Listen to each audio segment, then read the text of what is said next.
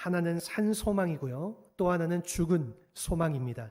여러분, 죽음 소망이라고 하는 것은요, 이 겉모양은 있지만 실체가 없는 경우에 우리가 그것을 죽은 소망이라고 말을 합니다. 여러분, 예를 들어서 이 혼자만의 망상이라든가 이 바램 같은 것들이 여러분, 이 희망의 실체가 보장이 되어져 있지 않다라는 거죠. 여러분, 이 복권 같은 것을 생각하시면 이해하기가 쉽습니다. 여러분, 이 복권을 사는 사람마다 무엇을 꿈꾸면서 이 복권을 삽니까? 일확천금의 희망을 품고 이 복권을 사지 않습니까? 여러분, 그런데 실제로 그것의 당첨에 대해 가능성은 얼마나 있을까요? 거의 희박합니다. 거의 없다라고 생각을 해도 됩니다. 여러분, 이처럼 이 세상이 제한하고 있는 희망의 모습이 바로 이런 복권과 같은 그러한 모습이라는 것입니다. 이 화려한 모습으로 다가오고 이 포장을 잘해서 우리의 인생의 모든 것을 행복하게 만들 것처럼 보여지지만은 여러분, 실상은 가짜 처방인 경우가 아주 많다라는 거죠. 이 미국의 신문에 예전에 다음과 같은 내용의 광고가 났던 적이 있습니다. 이 광고의 내용이 이렇습니다. 체중이 늘어나는 것은 결코 해가 되지 않습니다. 오히려 이득이 많습니다. 여러분, 이러면서 그 이득에 대해서 이렇게 몇 가지를 나열했습니다. 첫째로 체중이 2에서 5kg 정도 늘어나게 되면은 이 잔병이 없어지고 치매를 예방할 수 있습니다. 그리고 6에서 10kg 정도가 늘어나게 되면은 이 폐렴 감염을 막아줍니다. 그리고 11에서 한 15kg 정도 늘어나게 되면은 각종 암들을 예방해 줍니다. 그리고 마지막으로 체중이 20kg 이상 늘어나게 되면은 시력이 좋아지고 대머리에 머리카락이 나기 시작합니다. 여러분, 이러한 보고서의 내용이 여러분 이 신문에 이 광고가 되어졌습니다. 여러분, 세상에 이런 복음이 어디 있겠습니까? 여러분, 아무것도 없는 머리에서 머리카락까지 난다라고 하니까요. 여러분, 그런데 그 광고의 보고서의 맨 밑에 여러분, 이 광고를 낸 스폰서들의 명단이 이렇게 나열이 되어져 있었습니다. 도미노 피자, 맥도날드, 버거킹, 하덴다즈 아이스크림, 크리스피 도너츠. 여러분, 물론 이것은 비꼬는 방식의 이 신문 광고의 내용이었겠지만 여러분, 이 세상이 말하는 이 희망이라고 하는 것이 일반적으로 이와 같은 것이라는 겁니다. 여러분, 이 화려해 보이지요. 여러분, 그것만 가지면은 모든 문제가 해결되어질 것처럼 그렇게 보여지지만은 실상은 아무것도 그 안에 들어있지 않다라는 것입니다. 여러분, 이런 면에서 그들이 말하는 이 달콤한 메시지에 우리가 결코 속으면은 안 된다라는 것입니다. 여러분, 이 소망을 말하는 자가 누구인가? 우리가 그것을 바로 알아야지 엉뚱한 곳에 우리 인생을 걸지 않게 된다라는 것입니다. 여러분, 반면에 이 산 소망이라고 하는 것은요, 여러분, 이 실체가 있는 경우를 말합니다. 여러분, 실제로 우리에게 생명을 주고 이 빛을 주는 경우에 그것을 산 소망이다 말할 수가 있는데, 여러분, 그렇다면 이 산 소망의 실체가 누구일까요? 여러분, 성경은 그분을 예수 그리스도라고 말하고 있습니다. 여러분, 이 예수님은 죽으셨을 뿐만이 아니라 이 죽음의 권세를 깨뜨리고 사흘 만에 다시 살아나신 이 우리의 하나님이시기 때문에 그렇다라는 겁니다. 여러분, 그래서 이 마태복음 28장 6절 말씀을 보게 되면은요, 여기 이렇게 기록을 하고 있는데요. 여러분, 셋째 날 새벽 죽은 시신을 찾기 위해 이 무덤을 찾아온 여인들에게 천사가 선포했던 말씀의 내용입니다. 우리 같이 한번 화면을 보시고 읽어보도록 하겠습니다. 그가 여기 계시지 않고 그가 말씀하시던 대로 살아나셨느니라. 와서 그가 누우셨던 곳을 보라. 아멘. 여러분, 인간은 예수님이 이 돌아가신 줄 알고 여러분, 이 시신을 찾기 위해 무덤에 갔는데 여러분, 이 무덤에 가보았더니 주님은 거기 계시지 않고 이 살아나셨다라는 것이죠. 여러분, 여기에 우리의 참 소망이 있다라는 것입니다. 여러분, 예수님만이 죽음을 깨뜨리신 유일하신 분이시기 때문에 여러분, 그분 앞에 나아갈 때에 우리가 이 참 생명을 얻을 수가 있게 된다라는 것입니다. 여러분, 이분 앞에 나아갈 때에 이 어둠의 권세가 깨어지게 되고요. 그리고 우리의 모든 상처와 허물까지 치유받게 되고 여러분, 이 새 사람으로 회복되는 것이 가능하다라는 것입니다.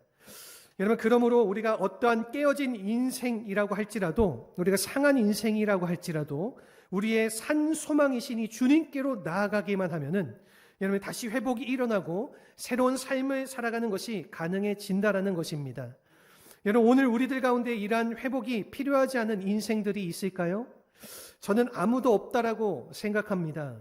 여러분, 이 누구나 상하고 무너진 현실들이 다 있지 않습니까? 여러분, 우리가 살고 있는 이 사회는요, 회복이 필요한 사회입니다.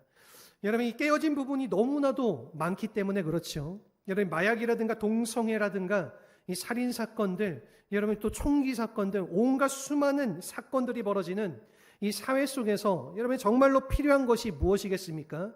그것은요, 바로 회복이 필요하다는 것입니다. 깨어진 채로 그냥 놓아두게 되면은 여러분 그대로 이 사회는 망가진 채로 사망을 향해서, 멸망을 향해서 달려갈 수밖에 없는 거죠. 그러한 멸망과 사망을 향해서 달려가는 이 세상 가운데에 참된 회복이 주어져야 되는 것입니다. 여러분, 심지어 우리가 속해 있는 이 교회 안에서도 회복이 필요합니다. 여러분, 왜냐하면 언제부터인가 이 교회 안에서도 복음이 식어지고 여러분 이 영성이 침체되어져 가고 있기 때문에 이 하나님의 교회에도 회복이 필요하다는 것입니다. 여러분, 문제는 이와 같은 회복을 다 얻어야 되는데 여러분 그것을 어디로 가야 우리가 이 참된 회복을 얻을 수 있냐라는 것이지요.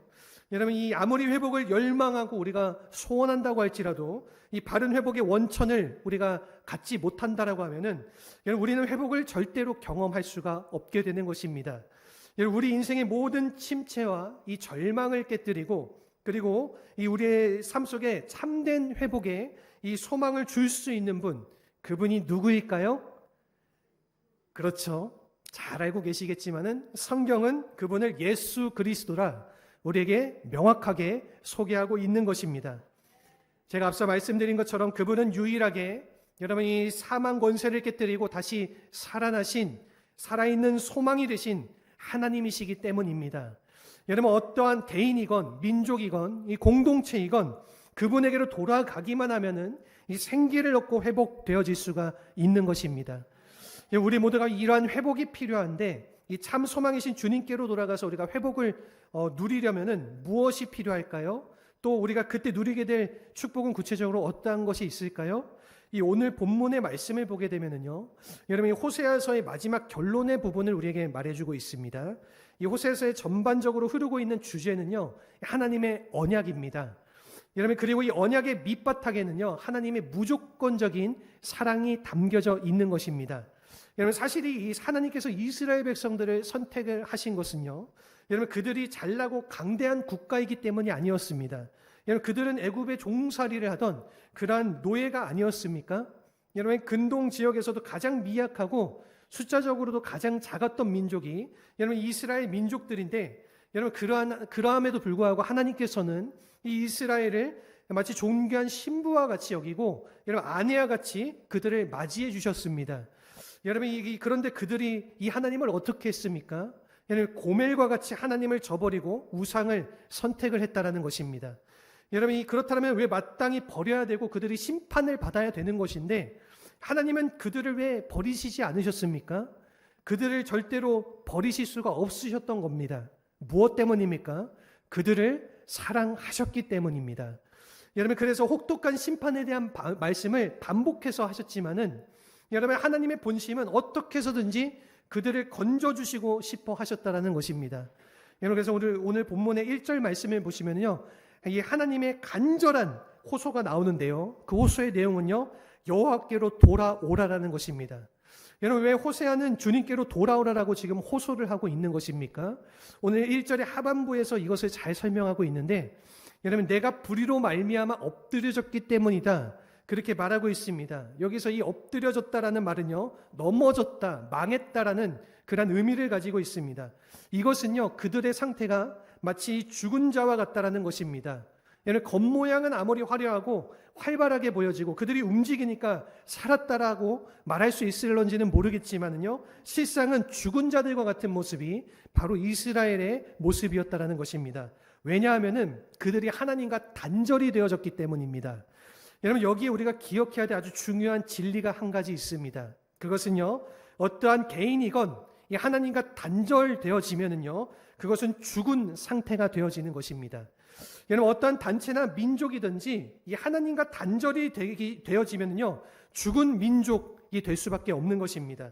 그것은요, 생명의 근원이 이 하나님 안에만 있기 때문인 것이죠. 여러분, 이 교회도 마찬가지입니다. 이 교회도 하나님과 단절되어지면은요, 죽은 교회가 되는 것입니다.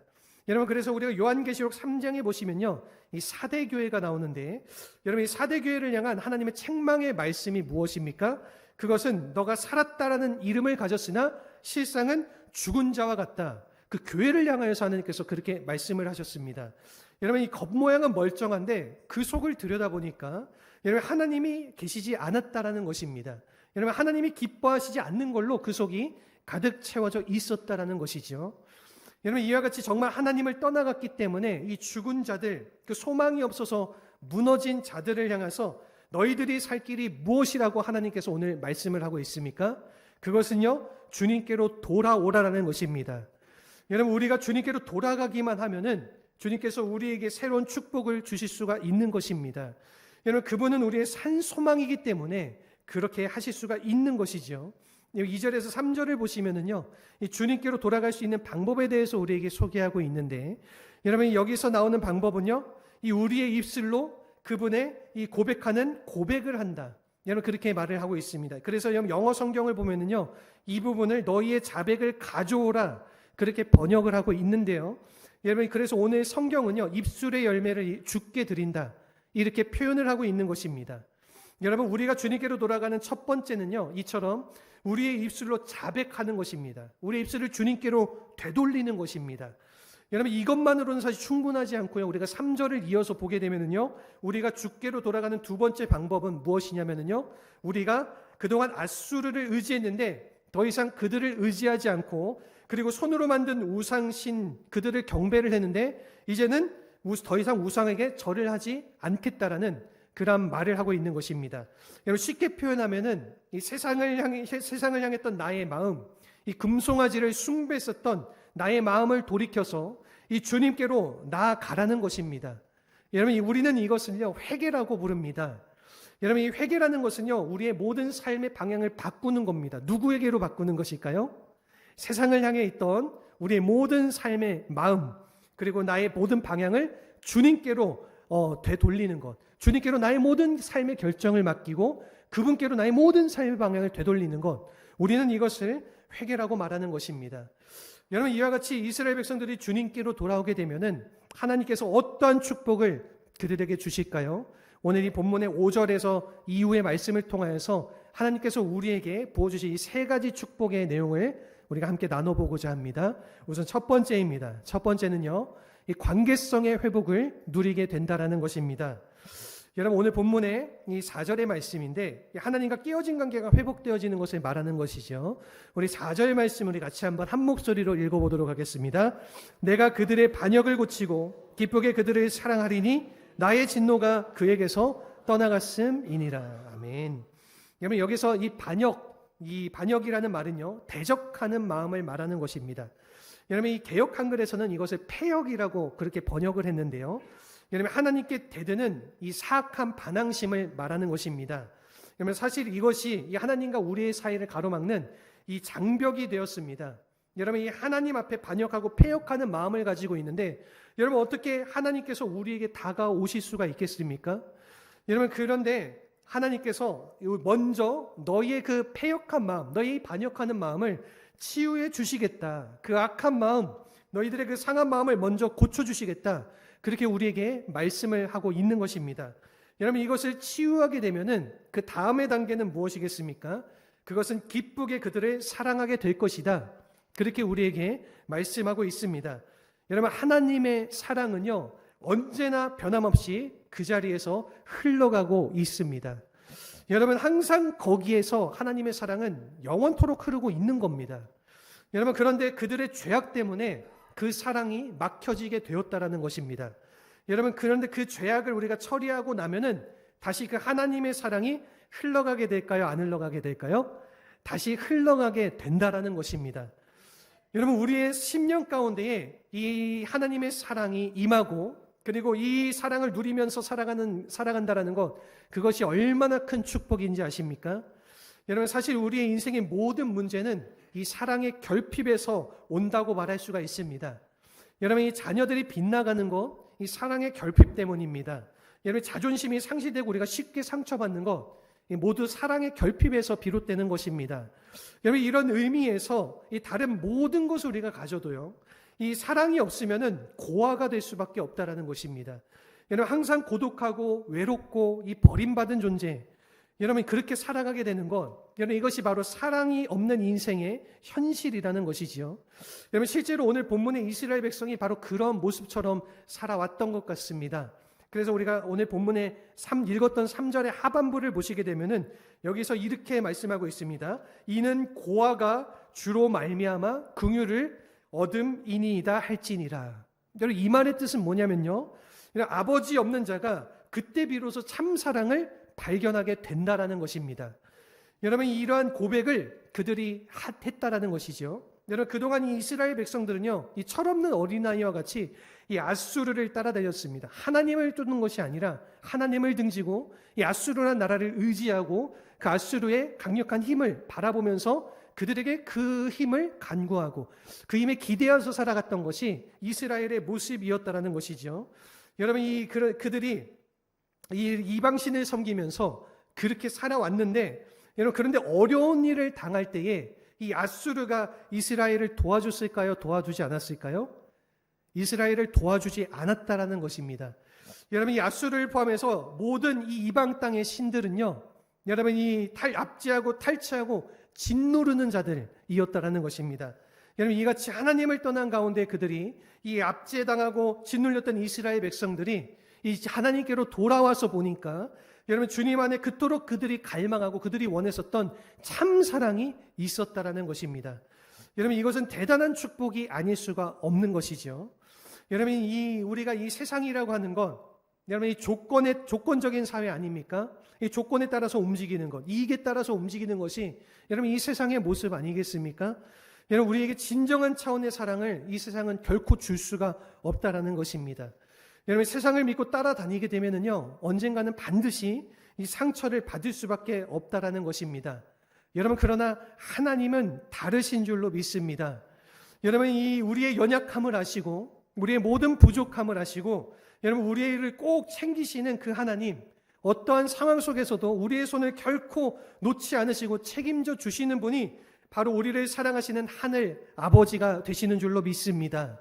여러분 그러므로 우리가 이 하나님 아버지의 사랑 안으로 들어오고 그 사랑을 체험해야지 우리가 상실했던 그 모든 것들을 회복하게 되고 그리고 참된 차원의 행복을 갖게 된다라는 것입니다. 아직까지 이 사랑을 만나지 못한 분들이 혹여나 계신다라고 하면은 여러분 이 시간 다시 한번 우리의 마음을 주님께로 되돌리실 수 있기를 바랍니다. 여러분 하나님은 여러분들을 기다리고 계십니다. 여러분 모든 사랑의 가능성을 다 열어놓으시고 우리가 주님 앞에 돌아오시기를 간절히 기다리고 계시기 때문에 우리가 그러한 주님께로 돌아가기만 한다라면은 여러분 그 사랑을 붙들 수가 있게 되고 여러분 그 행복을 누리게 된다라는 것입니다. 바라고 소원하는 것은 이 아버지의 사랑으로 우리 모두가 함께 돌아가서 여러분 그 삶의 놀라운 회복들을, 그 축복들을 누리시기를 주님의 이름으로 축원합니다. 우리 두 번째는 무엇이냐면요, 이슬의 생명력을 누리게 된다라는 것입니다. 오늘 본문에 이 5절에서 7절까지의 말씀인데요, 우리 같이 한번 한 목소리로 읽어보도록 하겠습니다. 내가 이스라엘에게 이슬과 같으리니 그가 백합과 같이 피겠고 레바논 백향목같이 뿌리가 박힐 것이라. 그의 가지는 퍼지며 그의 아름다움은 감람나무와 같고 그의 향기는 레바논 백향목 같으리니 그 그늘 아래 거주하는 자가 돌아올지라. 그들은 곡식같이 풍성할 것이며 포도나무같이 꽃이 필 것이며 그 향기는 레바논의 포도주같이 되리라. 아멘. 여러분 오늘 읽었던 5절 말씀 보시면은요, 여기 이스라엘에게 이슬과 같으리라는 이러한 표현이 등장합니다. 여러분 여기서 이 이슬이라는 단어가 나오는데 여러분 이 이슬이라고 하면 어떠한 이미지가 떠오르십니까? 청초한 이미지가 떠오르세요? 아니면 술을 좋아하시는 분들은 참이슬이 아마도 떠오르실 수가 있습니다. 여러분 아침 이슬도 이렇게 생각이 나기도 하지만은 여러분 이스라엘 백성들에게 이슬이라고 하는 것은 아주 특별한 의미를 가지고 있습니다. 여러분 이 팔레스타인 지역, 이스라엘이 살고 있는 그 지역인데 이 팔레스타인 지역에는요 1년 내내 비가 오는 지역이 아니라 이 그들에게는 우기와 건기가 구별이 되어져 있습니다. 여러분 그래서 우기는 일반적으로 10월부터 시작해서 여러분 그 다음해인 4월, 5월까지 그렇게 지속이 되어지는데 여러분 그래서 10월, 11월에 내리는 비를요 이 이른비라고 우리가 부르고요. 그리고 그 다음에 4월, 5월에서 내리는 비를 늦은 비라 그렇게 표현을 하기도 합니다. 여러분 그렇다면은 이 중간에 7월에서 8월의 그 기간, 비가 내리지 않는 기간인데 여러분 이 건기 기간에 여러분 이 식물들이 어떻게 생존을 할 수가 있을까요? 여러분 이때에는요 아침에 내리는 이슬을 먹고 여러분 그 모든 식물들이 자라난다라고 합니다. 여러분 특별히 이 작은 식물들이라든가 이 연한 풀들은요 그 이슬을 먹고 성장을 한다라는 것입니다. 여러분 이런 측면에서 이 이슬이라고 하는 것은요 여러분 이 연약한 자들을 위해서 베푸시는 하나님의 특별한 은혜를 상징한다라고 말할 수가 있는 것입니다. 여러분 우리 인생 속에서도 때로는 이 소낙비같이 부어주시는 하나님의 은혜가 필요할 때도 있지만은요 여러분 이 말없이 적셔주시는 이슬과 같은 은혜도 이 대단히 소중하다라는 것입니다. 여러분 보이지는 않지만은 그것이 우리에게 심어주는 이 생명력과 신실함이 있기 때문에 그렇습니다. 여러분 이와 같이 이슬의 축복을요 저는 성령의 역사가 아닌가 그렇게 생각합니다. 여러분 이 성령의 역사라고 하는 것은 이 때때로는 신비롭고 비밀스러운 일이 많지 않습니까? 그래서 우리가 이것을요 여러분 이슬의 축복이라고도 부를 수가 있는 것입니다. 여러분 우리의 하나님은 능력의 하나님이신 줄로 믿습니다. 여러분 창세기 1장에 나타난 그 하나님 엘로힘 하나님, 여러분이 천지를 창조하시고 이 우주를 다스리시는 전지전능하신 하나님이 바로 우리 하나님이시라는 것입니다. 여러분 그런데 때때로 그 하나님은요 이슬같이 이 우리의 심령 가운데 임하셔서 나를 만나주시고 나에게 이 비밀스러운 복을 부어주시는 분이시라는 것입니다. 여러분 얼마나 이 이슬이 귀한 줄 우리가 알겠습니까? 여러분 이스라엘 백성 가운데에 우리의 삶 속에 이 이슬과 같은 은혜가 임하면은 여러분 어떠한 이 축복이 주어지게 될까요? 이 몇 가지를 우리가 오늘 본문을 통해 살펴볼 수 있는데 첫째는요 이 백합화처럼 피어난다 이렇게 말을 했습니다. 여러분 이것은요 이 황무지같이 죽어 있었던 여러분 그 땅에 맑고 청아한 이 생명의 꽃이 피어남을 의미하는 것입니다. 여러분 이 비를 많이 맞고 화분에 피는 꽃들도 아름다운 꽃이지만은 이슬을 맞으면서 피어나는 여러분 이 사막의 백합꽃도 신비롭고 아름답다라는 사실을 다들 아실 수가 있지 않습니까? 여러분 그래서 우리가 마태복음 6장을 보시게 되면은요 여러분 이 예수님께서도 이 솔로몬의 모든 영광보다 이 들의 그 모든 영광들이 이 들의 백합화보다 못하다. 여러분 그렇게 말씀을 하시지 않았습니까? 여러분 들판에 피는 이 백합꽃, 이 사막에 피는 이 백합꽃, 여러분 이것은요 하나님께서 주시는 이 특별한 은혜의 꽃이라는 것입니다. 여러분 인위적으로 만든 아름다움보다 여러분 이 자연 속에 피어난 꽃이 아름다울 수 있다는 것이 바로 예수님의 관점이 아니었나 그렇게 생각이 되어집니다.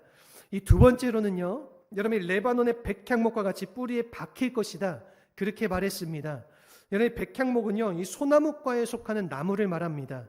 여러분 이 뿌리가 깊고 곱게 자라기 때문에 그 재질이 단단하고 키가 매우 큽니다. 그래서 일반적으로 이스라엘 백성들이요 이 성전을 짓고 궁전을 지을 때에 여러분 이 백향목 나무를 많이 사용을 했습니다. 여러분 하나님은요 이스라엘 백성들이 이 백향목처럼 이 견고한 나라가 되어서 다시 일어나게 될 것을 다시 한번 말씀하신 것입니다. 그리고 세 번째로는요 우리가 6절 말씀을 보시면은요 그 가지가 퍼지게 될 것이다 그렇게 말하고 있는데 여러분 이것은요 이스라엘의 영향력이 확장이 되어지고 여러분 그들이 땅끝까지 퍼져 나아갈 것을 우리에게 말해주고 있는 것입니다. 그리고 네 번째로 우리가 7절 말씀을 보게 되면은요 여러분 그 그늘 아래 거주하는 자가 돌아온다 그렇게 말을 했습니다. 여러분 이것은요 그 백향목 그늘 아래 거주하기 위해서 각 국에서 사람들이 몰려오게 될 것을 우리에게 말해주고 있는 것입니다. 여러분 이와 같은 말씀을 읽으면서 이와 같은 축복의 약속들을 우리가 들으면서 여러분 어떠한 그림을 떠올리십니까? 여러분 실제로 여기에 나열된 이 모든 것들이 언제 어떻게 성취가 되어질까요? 여러분 많은 복음주의자 성경학자들이요 이 말씀을요 이 메시아닉 킹덤에 대한 예언이라고 이렇게 해석을 하고 있습니다. 여러분 메시아께서 오시면은 즉 우리가 쉽게 말하면 예수님께서 다시 오실 때에 성취가 되어질 그 약속이다 그렇게 보고 있는 것입니다. 여러분 이것이 의미하는 바가 무엇입니까? 그것은요 이 말씀은 단순히 이스라엘 백성이 아니라 이 약속은 단순하게 이스라엘 백성들에게만 주어지는 약속이 아니라 여러분 장차 예수님께서 오시게 되면은 이 주님을 믿는 모든 이들에게 주어지게 되는, 그리고 모든 이들에게 나타나게 되는 복음의 나라 역사를 예고한 것입니다. 여러분, 우리는 여기에서 장차 일어날 부흥의 새날을 바라볼 수 있어야 되는 것입니다.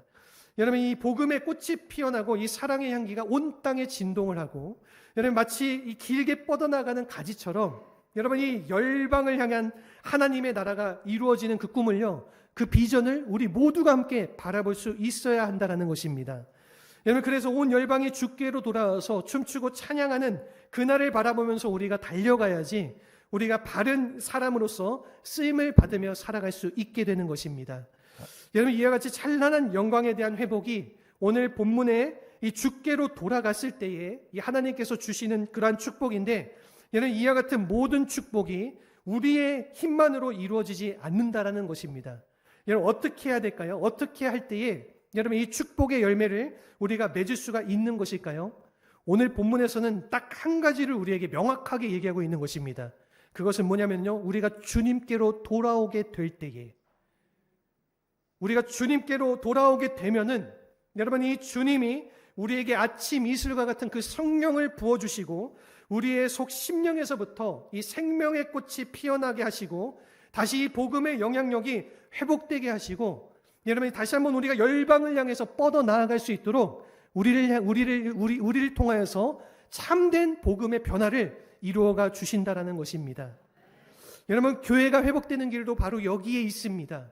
여러분이 단순히 외모만 꾸미고 우리가 프로그램을 많이 가져간다라고 해서 여러분 교회가 회복되는 것이 아니라 그 교회 안에 성령이 임해야 한다라는 것입니다. 여러분, 이슬 같은 성령이 우리 온 교회를 적시기 시작할 때에 그때서야 예배도 회복되고 이 삶도 회복이 되고 여러분 이 복음의 역사가 일어나기 시작하는 것입니다. 여러분, 오늘날 많은 한국 교회가 이 침체기를 겪으면서 여러분 이 비관적인 평가를 하시는 분들 참으로 많이 계시는데, 여러분 저는 이와 같은 자세가 개인적으로 바람직하지 않다고 그렇게 생각을 합니다. 왜냐하면요, 여러분 복음의 역사는요 얼마든지 다시 일어날 수 있기 때문입니다. 여러분 복음의 역사는 한 번에서 끝나고 두 번에서 끝나고 다섯 번에서 끝나는 것이 아니라 여러분 하나님께서는 이 땅을 다스리고 이 땅을 주관하시고 전능하신 하나님께서 우리 안에 살아 역사하시는 여러분 그런 믿음이 우리 안에 온전하게 선포되어지고 이루어지는 그 순간순간마다 이 복음의 역사는 나타나고 이루어진다라는 것입니다. 이 터키에서 오신 한 선교사님의 이야기가 있는데요, 여러분 이분이 일선에서 이 목숨을 걸고 이 복음을 전하다가 한국에 들어와 보니까 이 한국 안에 이 교회 안에서 패배의식이 아주 만연해 있다라는 것입니다. 여러분, 그래서 이 한국 교회는 끝났다, 이 한국에서는 이 복음을 전해도 아무런 소용이 없다, 여러분 이런 비관주의적인 사고가 가득 차 있는데, 여러분 이 선교사님의 마음에 오기가 생기더랍니다. 여러분, 진짜 대한민국에서 복음을 전해도 이젠 더 이상 안 되는 것인가, 여러분 이러한 오기가 생겨서 이 선교사님이 이것을 확인해 보고 싶은 마음에 일부러 이 택시를 타고 다니면서 운전기사분들께 이 복음을 전하기 시작을 했습니다. 여러분 어떻게 되었을까요? 여러분 이 되더라는 것입니다. 복음을 전하니까 그들이 복음을 듣고 주님께로 회개하고 돌아왔다라는 것입니다. 여러분 이 복음을 들은 운전기사분들이 눈물을 흘리면서 그 복음을 받아들이기도 하고요, 심지어 어떤 분들은 여러분이 이러한 말까지 했다랍니다. 자기 주변에 교회를 다니는 사람도 많고 목사님들도 많이 계시는데 왜 이제서 이 복음을 당신을 통해서 나에게 듣게 하셨는지, 왜 그 사람들은 나에게 이 복음을 전해주지 않았는가, 이러한 말까지 했다라는 것입니다. 여러분 무엇입니까? 복음에 문제가 있는 게 아닙니다. 여러분 우리에게 문제가 있다라는 것입니다. 여러분 이 복음은 예나 지금이나 동일합니다. 똑같습니다. 여러분 2000년 전에도 복음이고 지금도 동일한 복음입니다. 여러분 이 복음 안에는 하나님의 무조건적인 사랑이 담겨져 있죠. 십자가의 사랑이 담겨져 있습니다. 여러분 이 복음 안에는요 죽은 자도 살아나게 하는 부활의 능력이 있습니다. 여러분 이 복음을 복음되게 하면은 이 세상이 변할 수밖에 없는 것입니다. 여러분 이 우리의 힘으로 이 복음을 새롭게 만들 수는 없지만은요, 여러분 우리 안에 이슬과 같은 성령님이 임재하셔서 여러분이 내 마음을 바꿔주시게 되면은 이 복음이 다시 살아나게 된다라는 것입니다. 여러분 그때에 이 교회가 회복이 일어나기 시작하고 참된 부흥의 아침이 시작이 되는 것입니다. 여러분 이처럼 이슬과 같은 성령으로 생명력을 얻고 그 복음의 능력으로 이 땅 가운데에 참된 생명의 빛을 비추며 살아내시는 우리 모두가 되시기를 주님의 이름으로 축원합니다. 우리 마지막으로 세 번째는요, 이 상록수의 축복을 누리게 된다라는 것입니다. 여러분 이 말은요, 변치 않는 주님의 임재를 누리게 된다라는 뜻입니다. 우리가 오늘 본문의 8절 말씀 우리 같이 한번 한 목소리로 읽어보도록 하겠습니다. 에브라임의 말이 내가 다시 우상과 무슨 상관이 있으리요 할지라 내가 그를 돌아보아 대답하기를 나는 푸른 잣나무와 같으니 내가 나로 말미암아 열매를 얻으리라 하리라. 아멘. 여러분 여기에 보시게 되면 나는 푸른 잣나무와 같다. 여러분 하나님 자신을 푸른 잣나무라 그렇게 표현을 하는데, 여러분 이것은요 우리가 흔히 생각하는 그 잣나무를 이야기하는 것이 아닙니다. 여러분 이 푸른 소나무를 이야기하는 것입니다. 여러분 이 다른 영어 성경 번역을 보게 되면요, 여러분 이것을 이렇게 번역을 했습니다. 이 마치 상록수와 같이 내가 그들과 함께 하리라. 여러분 이것이 바로 하나님의 약속이라는 것입니다. 여러분 이 상록수는요 변함이 없는 나무입니다.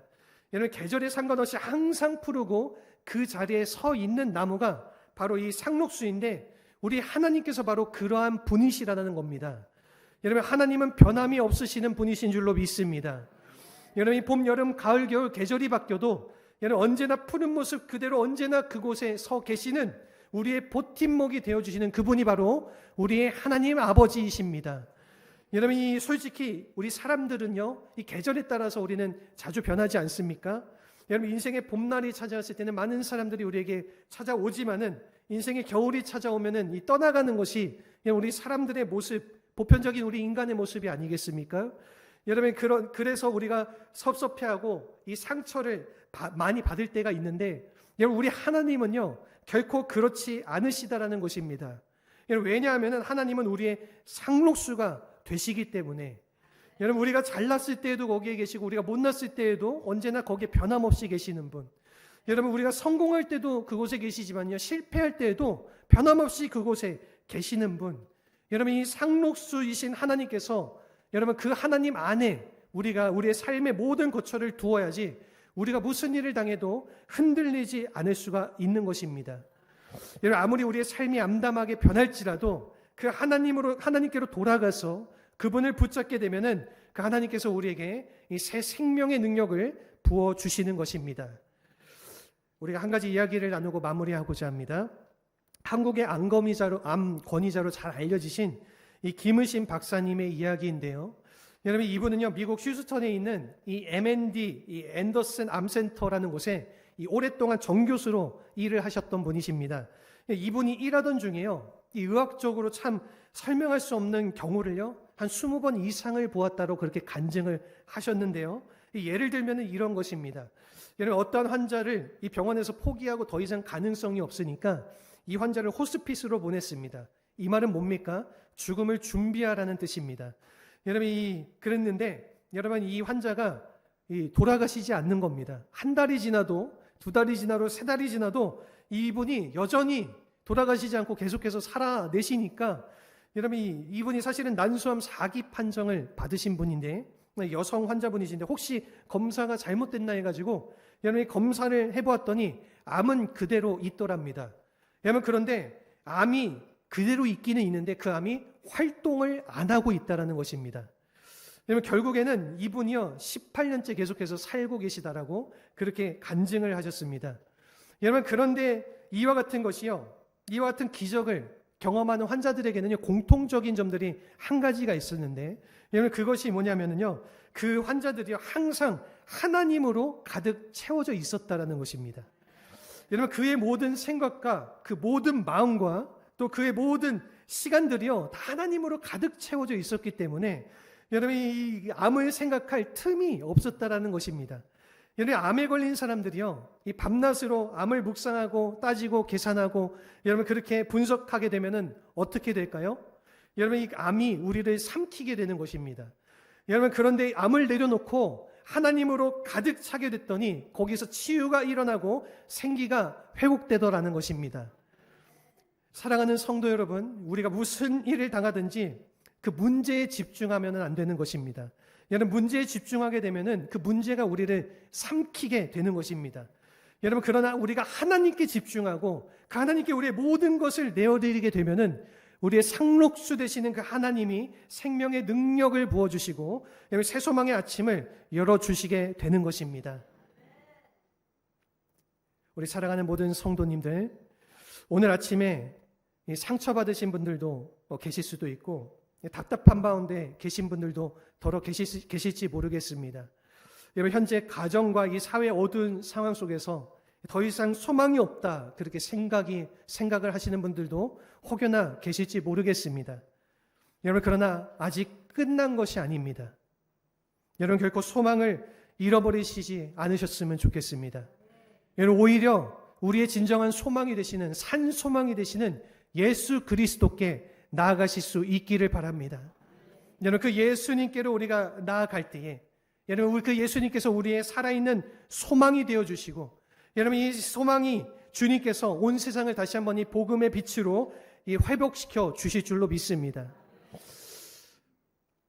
여러분, 이 시간 우리 함께 이 찬양의 고백을 하면서 우리 같이 기도의 자리로 나아가기 원합니다.